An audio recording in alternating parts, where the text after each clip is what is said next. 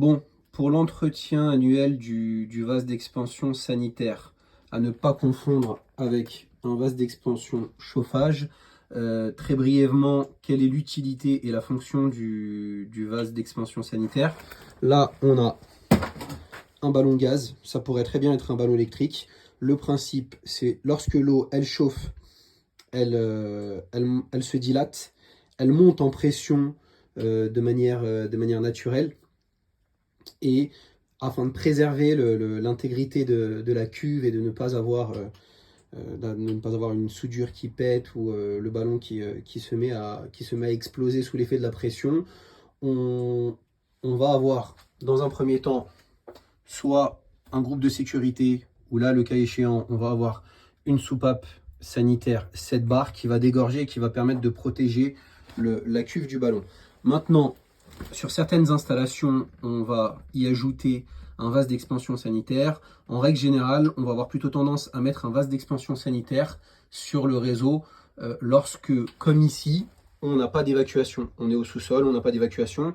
On laisse une soupape sanitaire par sécurité sur le réseau, c'est obligatoire au cas où le vase d'expansion sanitaire serait défaillant.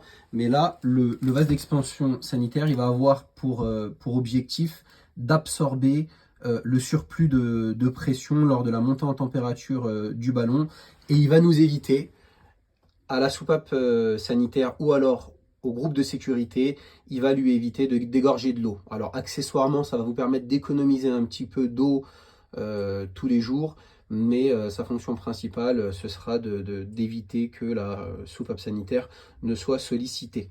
Donc ce qu'on va voir à travers cette vidéo, c'est plus une vidéo de formation pour les techniciens de la société ou pour les techniciens en tout genre, c'est comment procéder à l'entretien annuel. Alors pour regonfler un vase d'expansion sanitaire, la première des choses, on doit couper l'arrivée d'eau. Si vous avez une arrivée d'eau, là c'est pas le cas, vous avez une arrivée d'eau et que vous n'êtes pas forcément contraint de couper le général, vous avez une arrivée d'eau en amont du vase d'expansion sanitaire, faites-le, sinon coupez le général.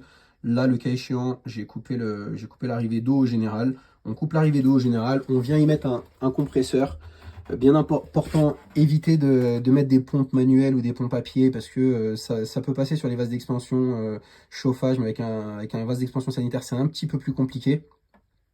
On va prendre un compresseur, on va le paramétrer à peu près à la pression d'origine. Là, on voit qu'il a été gonflé l'année dernière, il restait 1 bar 950. Je l'ai mis à 3 bar 5, généralement c'est entre 3 bars et 3 bar 5. Et pour pouvoir le regonfler, on va laisser ouvert absolument un robinet d'eau chaude. Alors on coupe en premier lieu l'arrivée d'eau générale.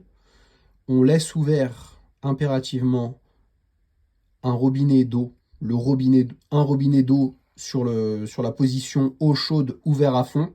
Ça va permettre de casser la pression dans toute la maison et ensuite on le laisse ouvert. Et surtout, ça va permettre, si le vase d'expansion est complètement plein, ça va permettre au compresseur de chasser l'eau et ça va permettre à l'eau de s'évacuer par le robinet de la maison en tout état de cause. Alors pour le gonflage et pour l'entretien du vase d'expansion sanitaire, utilisez ce type de compresseur et n'hésitez pas à monter jusqu'à 6, 7, 8 bars de pression pour éventuellement décoller la membrane du vase d'expansion si vraiment le vase d'expansion sanitaire est plein. Voilà tout. À faire à peu près une fois par an.